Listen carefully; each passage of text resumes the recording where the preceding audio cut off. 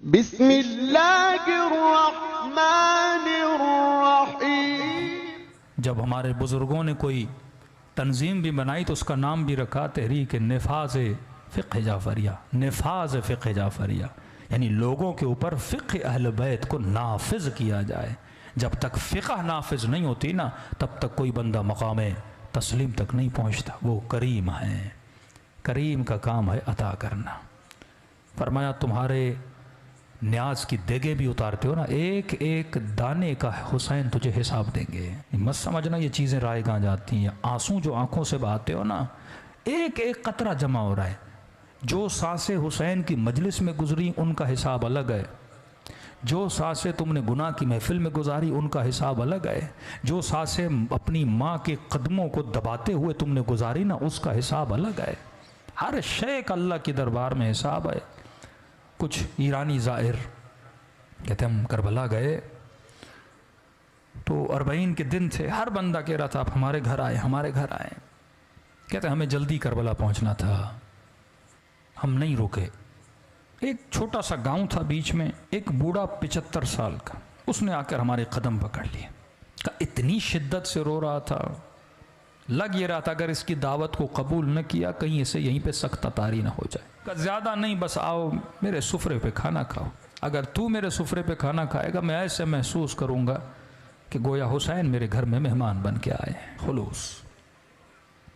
ہم نے کہا بوڑھا ہے، ہم نے کہا ٹھیک ہے کھانا کھائیں گے پر جلدی نکل جائیں گے۔ ٹھیک ہے 1-2 گھنٹہ آرام کرو، اپنی جورابیں دو، میلے کپڑے دو، وہ بھی دھلنے کے لیے دیتا ہوں، تھوڑے فریش ہو جاؤ گے، 2 لقمے کھانے کھاؤ، مجھ غریب کا دل خوش ہو جائے گا۔ کہتے ہیں اس کے گھر ہم چلے گئے، اس نے کہا ٹھیک ہے میں 1 گھنٹے میں کھانا تیار کرتا ہوں۔ ہم تھوڑا کمر سیدھی کر کے بیٹھ گئے۔ اس بوڑھے کے گھر کی دیوار کے اوپر ایک پینٹنگ لگی تھی۔ پینٹنگ تھوڑی عجیب تھی جس نے ہمیں اپنی طرف کھینچا۔ ہم نے کیا دیکھا، اس پینٹنگ پہ ایک تابوت ہے، میت ہے اندر، اس تابوت کے ساتھ میں قبر ہے کھدی ہوئی۔ ہم نے کہا یہ کیسی پینٹنگ ہے؟ لوگوں کے گھروں میں جاؤ یا کربلا کی ذریعے یہ چیزیں ہیں، لیکن یہ کیسی پینٹنگ ہے جس میں تابوت ہے، تابوت کے اندر میت اور سامنے کھدی ہوئی قبر ہے۔ بوڑھا آیا، ہم نے کہا بوڑھے بتاؤ یہ پینٹنگ کا ماجرا کیا ہے؟ اس نے کہا پہلے کھانا کھا لو، کہیں ایسا نہ میں بتاؤں تم رونے لگو۔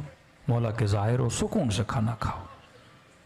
اصرار کیا کہ نہیں کھانا کھاؤ۔ کھانا کھا لیا ہم نے کہا اب بتا، کہ یہ جو تابوت دیکھ رہے ہو یہ میرا تابوت ہے، یہ جو قبر دیکھ رہے ہو یہ میری قبر ہے۔ ایک دن میں مر چکا تھا، میرا جنازہ تابوت میں تھا، اسی طرح میری قبر کھدی ہوئی تھی۔ آج جو میں تمہارے سامنے زندہ ہوں نا یہ حسین کی دعا کا نتیجہ ہے۔ ایسے کئی معجزے ہو چکے ہیں۔ کہ ذرا سمجھا تو کہنا کیا چاہتا ہے؟ کہ میرے پورے گاؤں والے سے پوچھو کہ یہ بوڑھا جس کے گھر ہم نے کھانا کھایا ہے اس کا ماضی کیسا تھا، تو سارے گاؤں والے گواہی دیں گے ہمارے گاؤں میں اس سے بڑا کوئی فاسق نہیں تھا۔ کہ مجھے نہیں یاد کوئی ایسا گناہ تھا جو میں نے نہیں کیا۔ میرا حسین ابن علی سے لینا دینا نہیں تھا، میری ایک اپنی غفلت کی زندگی تھی۔ صدام واصل جہنم ہوا، 40 کا سلسلہ شروع ہوا، میں نے دیکھا جوک در جوک کچھ لوگ ہیں جو کربلا حسین کی زیارت کے لیے جا رہے ہیں۔ میرا دماغ تو تھا ہی شیطانی نا، میں نے کہا جاتا ہوں ان زائروں کو لوٹتا ہوں، کسی کا موبائل لوٹوں گا، کسی کے پیسے لوٹوں گا، تھکے ہوئے ٹوٹے ہوئے سو جائیں گے، لوٹ لوں گا۔ کہتا نکلا اپنے ارادہ لے کر، چائے کی سبیلیں، کھانے کی سبیلیں، موقف پہ موقف لگا ہوا۔ دل کیا کہ چائے پیوں، ایک موقف پہ گیا، میں نے قہوہ اٹھایا، پینا چاہا، اس جوان نے مجھے پہچان لیا کہ میں چور ہوں۔ اس نے کہا قہوہ نیچے رکھ، یہ سبیل حسین کے زائروں کے لیے ہے، چوروں کے لیے نہیں ہے، دور ہو جا ہماری سبیل سے۔ برا لگا، میں نے کہا کوئی بات نہیں، آگے دوسری سبیل سے پی لوں گا۔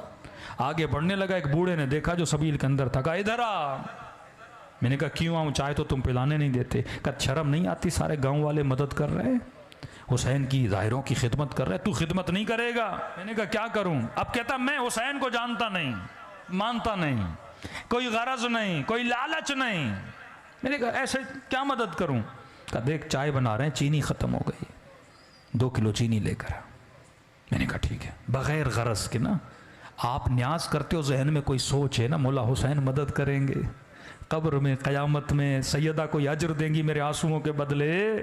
کہتا نہیں میرا کوئی ذہن میں پس منظر نہیں. میں گیا 2 کلو چینی لی, واپسی پہ ایک اور سبیل تھی جہاں چائے چل رہی تھی, میں نے کہا چائے یہاں پیوں پھر جاؤں گا.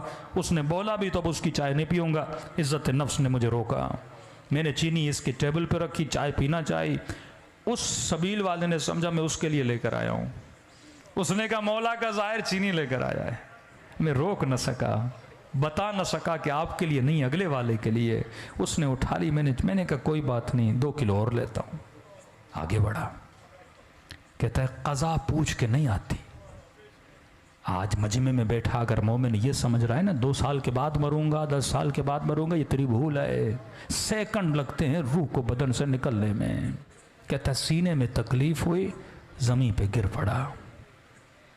اچانک دیکھا روح نکل چکی ہے, بدن زمین پہ پڑا ہوا ہے. لوگ دوڑے دوڑا چیک کیا کہ بندہ مر چکا. کہ اتنا فاسق تھا میرے جنازے کو کاندھا دینے کے لیے میرے رشتہ دار تیار نہیں تھے. 4 مزدور ڈھونڈے, انہوں نے کاندھا دیا. سمجھ رہا تھا خواب دیکھ رہا ہوں, لیکن جب اپنی کھدی ہوئی قبر کو دیکھا, تابوت پہ اپنے جنازے کو دیکھا, میں نے کہا خواب نہیں, مر چکا ہے. کہتا اس عالم میں پریشان کھڑا تھا, کسے پکاروں؟ بندہ کچھ کرے تو اللہ کو پکارے نا. نہ خدا کو صحیح سے مانتا تھا. کہتا ہے قبر کے کنارے پہ 2 عذاب کے فرشتے کھڑے تھے, ہاتھ میں گرز لیے. اتنی ہیبت تھی ان کے وجود میں, جب دیکھتے تھے گویا میرے اندر سے جان کو کھینچ لیتے تھے. سمجھ گیا اتروں گا, قبر کا دروازہ بند ہوگا, عذاب شروع ہو جائے گا. کہتا ہے میرا وجود کانپ رہا تھا, کسے پکاروں؟ کون آئے گا مدد کے لیے؟ اتنے میں میرے پیچھے سے ایک میٹھی سی آواز آئی, اور آواز نے ملائکوں کو مخاطب کیا, اے ملائکۃ اللہ, میرے دوست کو ڈرا کیوں رہے ہو؟ میں نے کہا کون ہے اس عالم میں مجھے اپنا دوست کہہ رہا ہے؟ کہتا ہے مڑ کے دیکھا تو ملائکوں نے بڑے ادب سے اسے جھک کے سلام کیا اور کہا السلام علیک یا ابا عبداللہ الحسین. حسین شہید کربلا. حسین نے مجھے اپنا دوست کہا مجھ سے زیادہ ملائکوں نے تعجب کیا. کہ مولا یہ رہا اس کا نام اعمال, دور دور تک آپ کے کردار کس کے اندر خوشبو نہیں ہے, یہ آپ کا دوست کیسے بنا؟ امام نے کہا اگر دوست نہ ہوتا میری سبیل پہ 2 کلو چینی نہ دیتا. کون دیتا ہے بے غرض کسی کو کوئی چیز؟ کہ حسین گناہ بہت ہیں, 2 کلو چینی کی قیمت کیا؟ یہ حسین ہے, ذرا ذرا چیز کا حساب رکھتا ہے حسین, یہ کریم ہے. عجیب جملے اس بوڑھے نے کہے کہ سننے والے ایرانی سارے ظاہر رونے لگے کہ اتنے کریم ہیں, ہمیں پتہ نہیں تھا مولا حسین کا. امام نے کہا 2 کلو چینی کے اندر جتنے چینی کے دانے تھے, ہر دانے کے عوض اس کا 1 گناہ مٹا دو.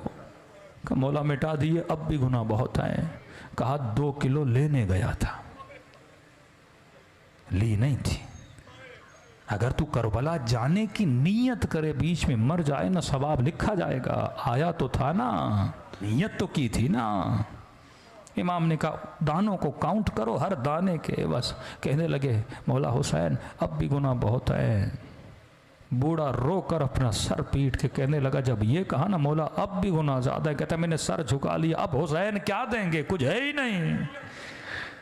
کہ مولا حسین نے کہا اور کتنے کلو کی ضرورت ہے؟ حسین خود خرید کے دے گا. ایک شفقت بھری نگاہ سے مجھے دیکھا, کہا واپس چلا جا, اور بن کے واپس آنا. اب اگلی بار جب آؤ نا حسین کو ملائکوں کے سامنے شرمندہ ہونے نہ دینا. تبھی فرمایا 1 آنسو کے بدلے میں ہم تجھے حور بنا دیتے ہیں. مت سمجھو آنسو نکلتے ہیں رائے گاں چلے گئے. کہ نہیں, سیدہ زہرا اپنے رومال میں جمع کرتی ہے. معذور مولا کا زائر 40 پہ لوگ جا رہے تھے. کہ مولا حسین سب آ رہے ہیں, کیا آپ کی زیارت امیروں کے لیے, غریبوں کے لیے نہیں, بیماریوں کے لیے نہیں؟ مولا یہ عدالت نہیں. رات کو سویا, خواب میں امام حسین نظر آئے. امام نے فرمایا اگر آ سکتے ہو کربلا آؤ, لیکن اگر نہیں آ سکتے نا, ہم کریم ہیں, گھر بیٹھے تجھے ثواب زیارت عطا کریں گے. کہ مولا کروں تو کیا کروں، کہ بس مجھ غریب حسین کو ایک سلام کرو۔ بولا ایک سلام کا کرو، لیکن نشانی بتا رہا ہوں، اگر سلام کرتے ہوئے نہ چاہتے ہوئے تیرے آنکھوں سے آنسو نکل آئے، یہ مت سمجھنا یہ تیرے آنسو ہیں، حسین نے تجھے تیرے سلام کا جواب بھیجا ہے۔ واللہ خدا نے کسی کو ایسے کریم امام نہیں دیے جیسے آپ کو دیے۔ دلوں کو کربلا لے کر چلو۔ میری عادت ہے مصائب اہل بیت کو سلام سے شروع کرتا ہوں، ایسے سلام کرو جیسے زینب نے اپنے بھائی کو سلام کیا تھا، سب مل کے خلوص دل سے۔ السلام علی الحسین وعلی علی ابن الحسین، سب مل کے وعلی اولاد الحسین وعلی اصحاب الحسین